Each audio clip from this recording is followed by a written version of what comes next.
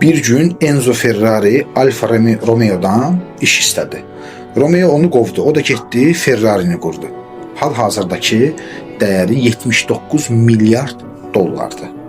Bundan sonra Ferruccio gəldi Enzo'ya, yəni Ferrari'nin qurucusuna maşın haqqında bəzi tövsiyələr verdi. Enzo isə lağa qoydu. O da getdi neynədi?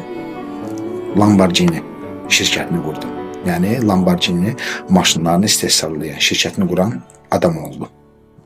Lamborghini'də çalışan Pagani Lamborghini'yə dedi ki, gəl maşınları karbon fiberdən hazırlayaq. Bu isə rədd cavabı aldı. O da getdi Pagani firmasını qurdu. Pagani maşınlarını istehsalladı. İllər sonra Hennessy deyən bir insan Pagani'yə yaxınlaşıb dünyanın ən sürətli rekord qıran maşınlarını istehsallamaq üçün motor hazırlamağını təkliflədi. O da yox cavab aldı. O da getdi, neynədi? Hennessy firmasını qurdu. Hansı ki, dünyanın ən sürətli maşınlarından bəziləri Hennessy'yə aiddir.